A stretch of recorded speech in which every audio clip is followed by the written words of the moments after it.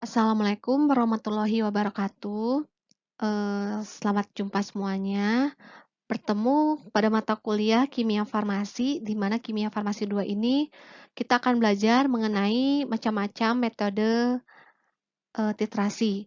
Dan salah satu yang akan dibahas pada mata kuliah ini adalah mengenai analisis kuantitatif senyawa ion kompleks, ataupun dikatakan lain adalah suatu metode titrasi yang dinamakan sebagai kompleksometri, ya. Yang pertama akan dibahas dalam metode titrasi ini adalah definisi. Di sini dikatakan bahwa titrasi kompleksometri adalah salah satu metode kuantitatif. Nah, mengapa dikatakan kuantitatif? Karena nanti di sini kita bisa mendapatkan suatu kadar, ya. Kadar dari senyawa uji, yaitu di sini senyawa uji yang akan digunakan adalah sebuah logam. Dengan memanfaatkan reaksi kompleks antara ligan dengan ion logam utamanya. Nah, jadi di sini di kompleksometri ini ada beberapa istilah, di antaranya adalah ligan. Jadi ligan ini dikatakan sebagai suatu anion, ya, atau suatu molekul yang ia nanti akan berikatan dengan kationnya, ya. Jadi ia akan membentuk mmm, suatu ikatan, ya. Ikatannya itu adalah ikatan kovalen, dan di mana anion ini akan menyumbangkan sepasang elektron yang kemudian dibagi oleh ligan dan kation. Nah, kemudian yang kedua, kompleks adalah dibentuk melalui reaksi ion logam. Nah, jadi ion logam ini dikatakan sebagai suatu kation, sedangkan tadi ligan di sini adalah suatu anion. Nah, dengan sebuah anion atau molekul netral yang larut namun sedikit terdisosiasi. Kemudian, pada kompleksometri yang bertindak sebagai analit adalah logam. Sedangkan yang bertindak sebagai titran adalah zat pembentuk kompleks, contohnya adalah EDTA atau etilen diamin tetraasetat. Nah, jadi misalkan jika kita ingin mengetahui suatu kadar dari logam, logam tersebut di sini dipakai sebagai bukan titran ya, sebagai analit. Nah, titrannya itu adalah EDTA. Kemudian berikutnya adalah prinsip dan reaksi dari titrasi kompleksometri seperti apa. Nah, ini adalah reaksi sederhana ya dari titrasi kompleksometri, di mana M ini dikatakan adalah suatu logam, sedangkan NaEDTA ini adalah suatu titran. Nanti logam dan titran ini akan membentuk kompleks. Ya, ini harus dipelajari dan harus dipahami. Nah, ini lebih lengkapnya. Jadi memang prinsipnya adalah reaksi senyawa kompleks, oleh karenanya disebut sebagai reaksi titrasi kompleksometri, di mana reaksinya adalah adanya logam dan titran ini ia akan membentuk suatu senyawa kompleks. Analit adalah ion logam, di mana suatu zat uji yang akan kita cari kadarnya, dan ia pun bertindak sebagai atom pusat. Sedangkan pentiter atau titran itu adalah EDTA, dan EDTA ini ia bertindak sebagai ligannya. Jadi ada anion dan ada kation. Prinsip dari kompleksometri yaitu berdasarkan reaksi asam basa Lewis yang reaksinya membentuk kompleks dengan ligan sebagai basa dengan memberikan sepasang elektron kepada kation yang merupakan suatu asam. Nah, kemudian ligan yang banyak digunakan di sini adalah dinatrium etilen diamin tetraasetat atau Na2-EDTA. Ingat, itu ada sebagai titran atau pentiter. Larutan dinatrium eta ini merupakan larutan baku sekunder. Nah, lalu apa yang harus dilakukan ketika pentitran kita adalah larutan baku sekunder? Ia harus dibakukan dulu dengan larutan baku primer. Contohnya bisa menggunakan zinc ya. Nah, jadi intinya nanti ketika Anda melakukan suatu titrasi dengan metode ekstraksi, dengan metode titrasi ya, dengan metode titrasi kompleksometri, jadi nanti yang digunakannya itu adalah EDTA. Tapi EDTA itu ia larutan baku sekunder sehingga nanti akan melakukan dua titrasi. Yang pertama adalah titrasi pembakuan EDTA dan yang kedua adalah titrasi kompleksometri seperti itu. Ya. Nah, ini adalah rumus struktur dari EDTA. Kita lihat ya, sangat kompleks. Ya, ia bertindak sebagai anion nantinya. Nah, ini adalah reaksi. Apa perubahan warna yang terjadi ketika titrasi tersebut berlangsung? Perubahan warna terjadi akibat adanya indikator. Nah, nanti ketika kita dalam Erlenmeyer ada indikator dan ada urutan uji, pada awalnya ini logam dan indikator yang ada pada Erlenmeyer tersebut ia akan berikatan kompleks. Nah, kemudian ini harus dipahami ya. Jadi memang harus mengerti benar-benar ini adalah prinsip dari reaksi kompleksometri. Nah, jika dititrasi dengan EDTA, ya, maka kompleks ini ia akan bereaksi di mana nanti ketika ditambahkan EDTA, kompleks dengan EDTA, maka akan terjadi suatu kompleks yang lain, yaitu di mana ion logam ini ia akan berikatan dengan EDTA sehingga indikator ini akan terlepas. Nah, jadi perubahan warnanya itu terjadi ketika adanya perubahan dari indikator dengan ion logam, itu awalnya, dan titrasi berhasil ketika indikator ini terlepas. Ketika indikator ini terlepas, artinya telah ada ikatan kompleks antara logam dengan NDTA. Mengapa hal ini terjadi? Karena ikatan antara logam dengan indikator ini lebih lemah dibandingkan dengan ikatan logam dengan EDTA, sehingga indikator ini akan istilahnya tersingkirkan oleh adanya EDTA. Seperti itu ya. Kemudian, berdasarkan reaksi pembentukan senyawa kompleks dengan EDTA sebagai larutan standar dengan bantuan indikator tertentu. Titik akhir titrasi ini ditunjukkan dengan terjadinya perubahan warna larutan, yaitu dari merah anggur menjadi biru. Nah, berarti artinya tadi saat merah anggur itu saat indikator tersebut berikatan dengan logam ataupun dengan zat uji. Dan biru itu terjadi ketika indikator tersebut terlepas. Ya, indikator tersebut terlepas mengapa? Karena adanya ikatan antara logam dengan EDTA. pH untuk titrasi adalah 10 dengan indikator Eriochrome Black Tea. Oh ya, jadi udah ada beberapa nih. Satu indikatornya adalah Eriochrome Black Tea. Kemudian titrasinya itu harus pH-nya 10 ya, sehingga di sini kita bisa menggunakan buffer untuk menyangga ya, sebagai larutan penyangga pH larutan uji. Nah, kemudian ini indikator, ada banyak ya sebetulnya indikator. Yang pertama yang biasa digunakan adalah Eriochrome Black Tea atau Mordan Black atau Solochrome Black Tea. Kemudian ada Murexit, kemudian ada biru hidroksinaftol, dan ada jingga silenol ya. Nah, di sini ada beberapa perbedaan ya. Yang pertama adalah Eriochrome Black Tea. Ia merupakan asam lemah dan tidak stabil dalam air. Kemudian pH-nya ini 8 sampai 10. Kan tadi kita menggunakan pH-nya 10 ya. Senyawa ini berwarna biru untuk waktu bebas. Ya, berarti betul tadi ketika ia berikatan dengan logam warnanya akan menjadi merah dan kompleksnya merah tuh di sini dikatakan ya. Tapi ketika ia sudah tidak berikatan dengan logam, ia akan menjadi warna biru. Kemudian pH 5 senyawa itu sendiri berwarna merah, sehingga titik akhir sukar diamati. Demikian juga pada pH 12. Jadi intinya Eriochrome Black Tea ini bisa terdeteksi pada pH 8 sampai 10. Sulit untuk mendeteksi adanya perubahan warna pada pH 5 ataupun pH 12. Umumnya titrasi dengan indikator ini dilakukan pada pH 10. Contohnya logamnya adalah zinc, Mg, kemudian Pb, Cd, Hg, Ca, dan Sr. Nah, ini bisa digunakan logam-logam ya untuk dideteksi dengan indikatornya Eriochrome Black Tea. Kemudian ada Murexit. Nah, disebut juga sebagai ammonium purpurat. Dalam keadaan kering berupa bubuk ungu kemerahan dan ia sedikit larut dalam air.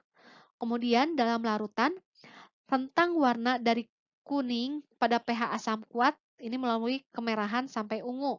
Dalam larutan asam lemah menjadi biru ungu dalam larutan basah. pH untuk titrasi kalsium ini biasanya 11 sampai 0,3 ya, 11,3. Ini digunakan untuk logamnya ini lebih sedikit ya dibandingkan dengan eriokrom. Nah, di sini katakan ada titrasi tak langsung ya. Kemudian untuk kompleks Ca indikator ini akan berwarna merah. Kompleks CuNi dan Co ini indikator ini akan berwarna kuning. Jadi ia berbeda-beda terhadap beberapa logam. Kemudian ada jingga silenol, di mana dalam suasana asam, jingga silenol ini berwarna kuning dan dalam suasana basah berwarna merah. Kompleks logam indikator ini berwarna merah. Ya, ini beberapa logam yang bisa digunakan untuk jingga silenol sebagai indikatornya. Dan yang terakhir adalah biru hidroksinaftol. Ia memberikan warna merah sampai lembayung pada daerah pH 12 sampai 13 dan menjadi biru jernih jika terjadi kelebihan edetat. Jadi memang yang baik digunakan itu adalah Eriochrome Black Tea karena memang pH yang digunakan itu sesuai dengan keadaan pada saat titrasi menggunakan kompleksometri. Nah, ini adalah struktur-struktur ya dari indikator. Ini indikator Recombretti atau kita singkat sebagai EBT dan ini adalah indikator Murexit-nya. Nah, ini yang biasa kita gunakan ya. Nah, sebetulnya yang tadi saya katakan titrasi kompleksometri itu adalah titrasi langsung. Ada beberapa metode lagi, dibagi menjadi beberapa metode untuk titrasi kompleksometri ini. Apa saja? Nah, ini adalah pembagiannya. Yang pertama adalah titrasi langsung, kemudian ada titrasi kembali, titrasi tidak langsung, dan ada titrasi penggantian atau dinamakan lain sebagai titrasi substitusi. Apa perbedaannya? Kalau titrasi langsung ini lebih sederhana ya dibandingkan dengan yang lainnya. Nah, reaksi tadi yang sudah saya jelaskan itu merupakan titrasi langsung. Prinsipnya adalah ion logam yang berada dalam larutan ini ditetrasi langsung oleh ETA dengan menggunakan indikator yang sesuai, yaitu EBT ya atau Eriochrome Black Tea. Kemudian, larutan ion yang akan ditetapkan ditambahkan dengan buffer. Tadi ya, kita harus menambahkan larutan penyangga. Misalnya, buffernya ini harus pH 10. Lalu ditambahkan indikator logam yang sesuai dan dititrasi langsung dengan larutan baku di natrium edetat yang sudah dibakukan oleh larutan primer. Kemudian, untuk mencegah pengendapan, logam hidroksida atau garam basa dengan buffer dilakukan penambahan pembentukan kompleks pembantu, contohnya tartat, sitrat, atau TEA. Ini bisa digunakan ya. Kemudian, perlu dilakukan titrasi blanko untuk memeriksa adanya senyawa pengotor logam dalam reaksi. Karena pengotor logam ini ya pasti ya dapat bereaksi dengan EDTA sehingga dikhawatirkan nanti dapat membentuk kompleks dengan EDTA karena sifat EDTA ini tidak spesifik. Nah, jadi misalkan gini, kita akan mendeteksi suatu logam Mg di dalam satu elemer, tapi ternyata di dalam elemer itu sendiri terdapat logam yang lainnya. Berakibatnya apa? Eta yang tadinya harus bereaksi dengan logam yang akan kita uji, yaitu Mg, ia akan bereaksi dengan logam lain. Sehingga nanti titik akhir titrasi tidak akan diketemukan ya, karena nanti indikator tersebut, indikator Eriochrome akan terus-terusan menempel pada logam magnesium, karena etanya ia berikatan dengan logam lainnya. Nah, hal tersebut harus dihindari. Kemudian titrasi kembali. Dilakukan jika penentuan titik akhir secara titrasi langsung ini tidak memungkinkan. Ya, penggunaannya ini biasanya digunakan untuk penentuan logam yang mengendap sebagai hidroksida atau senyawa yang tidak larut pada pH kerja titrasi yaitu pH 10. Contohnya adalah Pb sulfat dan Ca oksalat.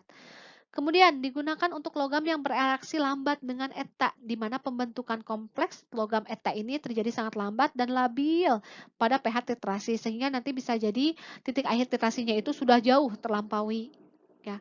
Kemudian yang ketiga adalah tidak ada indikator yang sesuai. Jadi untuk titrasi kembali, indikatornya tersebut akan berbeda dengan titrasi langsung. Nah, kemudian yang ketiga adalah titrasi substitusi.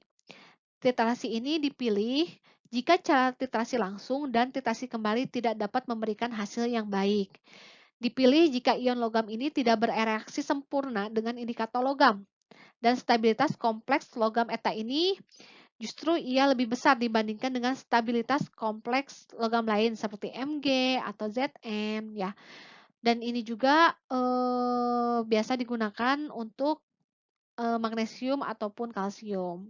Nah, jadi kation M ini yang akan diterapkan dapat diolah dengan kompleks magnesium eta yang mana reaksinya sebagai berikut.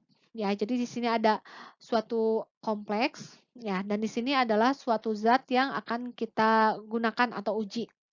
Di mana jumlah ion magnesium yang dibebaskan adalah ekivalen dengan kation-kation yang berada di situ ya. Dan di mana indikator yang digunakan ini harus sesuai ya, tidak bisa menggunakan indikator titrasi secara langsung ataupun titrasi yang tidak langsung. Nah, kemudian untuk titrasi yang tidak langsung ini dapat digunakan untuk menentukan kadar-kadar ion seperti anion yang tidak bereaksi dengan pengkelat. Contohnya adalah barbiturat. Ia tidak bereaksi dengan eta. Akan tetapi secara kuantitatif ini ia dapat diendapkan oleh ion merkuri dalam keadaan basa sebagai ion kompleks. Setelah pengendapan dengan kelebihan Hg, jadi ini dilebihkan dulu, kemudian nanti kompleks dipindahkan dengan cara penyaringan dan dilarutkan kembali dalam larutkan baku eta berlebihan. Jadi memang ini prosedurnya lebih rumit dibandingkan dengan titrasi langsung ya. Kemudian yang kelima adalah titrasi alkalimetri. Nah, di mana pada titrasi ini proton dari dinatrium edetat atau Na2Ta ini dibebaskan oleh logam berat dan dititrasi dengan larutan baku alkali ya. Ion hidrogen yang dibebaskan demikian dapat dititrasi dengan natrium hidroksida standar dengan menggunakan indikatornya sudah berbeda ya, indikator asam basa atau titik akhir secara potensiometri. Pilihan lain adalah suatu campuran iodida-iodida ditambahkan di samping larutan eta dan iod yang dibebaskan dititrasi lagi dengan tiosulfat yang sudah terstandar, di mana larutan logam yang akan ditambahkan ini harus dinetralkan dengan tepat sebelum titrasi. Tapi di sini kita akan berfokus bagaimana titrasi langsung ya. Nah, ini adalah contoh-contoh obat ya yang bisa dilakukan metode titrasi dengan kompleksometri. Contohnya, ini adalah obat mah ya, ALOH, aluminium hidroksida dan magnesium hidroksida. Kemudian tawas dan ada zinc oxide. Ini salah satu contohnya, di mana ada penentuan kadar tawas dengan titrasi kompleksometri. Alat dan bahannya adalah tawas 2 gram, kemudian Na2 eta, HCl, kemudian dapar, etanol, ditizon, dan zinc sulfat. Ya, ini alat-alat yang digunakan biasa untuk titrasi, pasti Anda sudah mengetahui ya semuanya. Nah, ini adalah pembuatan dulu ETA 0,05 molar, di mana ETA ini dibuat sebanyak diambil ataupun ditimbang sebanyak 1,86 gram, dimasukkan dalam labu, kemudian Aquades di-add sampai tanda batas. Ini adalah pembuatan zinc sulfat ya sebagai baku primer, di mana zinc sulfat ini 3,59 gram dilarutkan dalam 250 mili ya. Kemudian diencerkan dengan Aquades hingga tanda batas. Kemudian pembuatan dapar asetat ya. 1,5 gram natrium asetat, kemudian tambahkan 20 mili asam asetat, add dengan Aquades.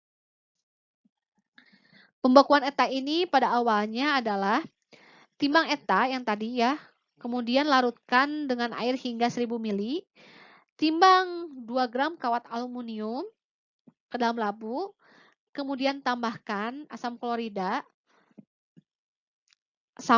aduk sampai aluminium larut, kemudian encerkan, pipet 10 mili ke dalam Erlenmeyer dan tambahkan 25 mili eta, Ini untuk pembakuan ya. Tambahkan dapur asetat dan asetat amonium, kemudian didihkan. Kemudian dinginkan dan titrasi dengan zinc. Jadi tadi sudah disebutkan bahwa zinc sulfat ini adalah sebagai baku primer ya, sehingga terbentuk warna merah. Nah, penetapan kadar tawas ini kita langsung menimbang 800 gram tawas ke dalam Erlenmeyer sebagai analit. Kemudian basahkan dengan asam asetat glasial, tambahkan ETA ya, hangatkan di atas peneras air, dinginkan lalu tambahkan 2 ml tritiazon dan titrasi dengan zinc sulfat sampai warna merah muda. Kadar tawas ini ya logam A ya, di mana ETA ini dikurangi dengan logam B. Persen tawas ini dapat dikatakan sebagai mol ETA dikurangi dengan mol titran dikali dengan berat ekuivalen dari tawas, kemudian kali 100% dibagi dengan banyaknya sampel yang digunakan. Nah, di mana tawas ini dalam kefarmasian ia bisa digunakan sebagai astringen, kemudian penjernih air, kemudian komponen zat warna dan penyamak kulit. Tadi sudah tawas, sekarang ini adalah penentuan kadar CaCO3 ya dengan titrasinya tetap kompleksometri. Nah, di sini dikatakan dalam industri, salah satu penggunaan titrasi kompleksometri digunakan untuk penentuan kesadahan air, di mana disebabkan oleh adanya ion Ca dan Mg. Air sadah dapat menyebabkan pengendapan mineral yang menyumbat saluran pipa dan keran. Air sadah juga menyebabkan pemborosan sabun di rumah ya. Dan air sadah yang bercampur sabun ini dapat membentuk gumpalan skum yang sukar dihilangkan. Jadi memang sangat merugikan air sadah ini. Dalam industri, kesadahan air yang digunakan diawasi dengan ketat untuk adanya mencegah kerugian. Ya, di mana di dalam sediaan farmasi ini bisa mengetahui kadar logam dalam kosmetik yang dapat berbahaya, misalnya merkuri yang dapat menyebabkan kerusakan pada kulit. Nah, di mana manfaat CaCO3 ini dalam industri adalah sebagai pembuat pasta gigi dan obat anti asam lambung. Nah, ini beberapa obat ya yang bisa kita gunakan untuk mencari ya, mencari kadar. Saya mau sebelumnya mohon maaf apabila saya menampilkan suatu merek ya, saya tidak dagang dan di sini saya tidak disponsori apa-apa. Tapi di sini saya mengambil contohnya di mana ini bisa kita lihat ada buffered asetil salisilat, buffered asetil salisilat ya, asam asetil salisilat kapret di mana dengan kalsium karbonat. Nah, di sini kita bisa menjadikan obat ini sebagai salah satu sampel untuk dicari kadar dari kalsium karbonatnya. Kemudian Promah ya, maaf menyebutkan merek. Di sini ada magnesium hidroksida. Nah, di sini bisa kita lihat juga apakah kadar dari obat tersebut sesuai tidak dengan komposisi yang tertera. Ya, di mana ini adalah pembuatan baku kalsium terlebih dahulu, di mana larutan baku kalsium ini dibuat dari padatan CaCO3PA ya, larutan HCl dan Aquades. Ini caranya, kemudian tambahkan 3 tetes HCl, tuangkan dalam labu takar dan lakukan pengenceran. Kemudian ini adalah pembuatan EDTA ya. Ini ketika sudah pipet 25 ml larutan baku kalsium masukkan ke dalam Erlenmeyer, kemudian tambahkan pH-nya harus 10, tambahkan EBT dan lakukan titrasi sebanyak 3 kali untuk melihat apakah ada nilai yang sangat menyimpang atau tidak. Jadi memang untuk melakukan penelitian ataupun titrasi baiknya itu lebih dari 1 kali, baik itu duplo maupun triplo. Memang baiknya itu adalah triplo. Nah, kemudian langsung ini kepada titrasi Ca di mana kalsium merupakan logam yang termasuk ke dalam golongan 2A ya, yaitu logam alkali tanah sama halnya dengan Mg di mana titrasi yang dilakukan adalah titrasi berganti. Adapun tahapannya adalah sebagai berikut. Yang pertama adalah membilas buret, kemudian membilas buret untuk ETA ya. Masukkan larutan ETA ke dalam buret, mengambil sampel menggunakan pipet masukkan ke dalam Erlenmeyer, kemudian tambahkan Aquades dimasukkan ke dalam labo Erlenmeyer. Nambahkan buffer, kemudian ini tambahkan ke Erlenmeyer ya, larutan. Jadi di dalam larutan CaCO ini ada CaCO3, Aquades, buffer, Mg ETA hingga homogen, kemudian EBT ini sebagai indikatornya. Mentitrasi dengan ETA sampai warna berubah menjadi biru jernih, menghentikan titrasi dan mencatat volume akhir titrasi. Ya, jadi sini titrasinya sampai etanya ini berwarna biru jernih, artinya apa? Terjadi pelepasan indikator, ya kan kalau indikator ia berikatan dengan logam warnanya merah, tapi kalau indikator ia terlepas sendiri ia berwarnanya biru. Lalu ini, penambahan larutan kompleks MgETA ini ya berfungsi sebagai masking agent, ya. Nanti bisa dibaca, sebetulnya ini masuk kepada ranah, praktikum, tapi praktikum sekarang kita masih dalam keadaan daring, mungkin nanti saya akan menugaskan beberapa praktikum ya, agar Anda lebih memahami bagaimana titrasi kompleksometri. Nah, ini adalah, eee, reaksi ya. Jadi kalsium ada eta, nanti ia akan, membentuk kompleks sehingga berwarna merah. Kemudian ketika ditambahkan suatu, etanya terus berlebih, maka kalsium ini, ia akan menyebabkan indikatornya tersebut terlepas karena adanya ikatan kompleks antara eta dengan kalsium, ya. Indikator ini terlepas. Nah, berikut ini adalah daftar pustaka yang saya gunakan. Ya, untuk selanjutnya, teori mungkin sudah selesai. Untuk praktikum mengenai kompleksometri, saya ingin Anda dibagi menjadi kelompok, mungkin ya kelompok sudah ada. Masing-masing kelompok tersebut mencari jurnal yang berkaitan dengan macam-macam metode titrasi dengan kompleksometri. Jadi ada yang mendapat jurnal mengenai titrasi kompleksometri langsung, kemudian tidak langsung, alkali, ya. Kemudian tadi ada titrasi balik dan satu lagi saya lupa. Jadi nanti, eee, macam-macam titrasi ini coba Anda bagi kelompok, kelompok mendapatkan metode titrasi yang berbeda, tugasnya adalah mencari jurnal, minimal 2 jurnal, kemudian dibuatkan resume. Jadi nanti pengumpulan praktikumnya itu adalah jurnal dan resumenya, ya. Mungkin sekian pemaparan dari saya mengenai titrasi kompleksometri. Saya mohon maaf apabila dalam penyampaiannya terdapat kekurangan dan kesalahan. Wabillahi taufik wal hidayah. Wassalamualaikum warahmatullahi wabarakatuh.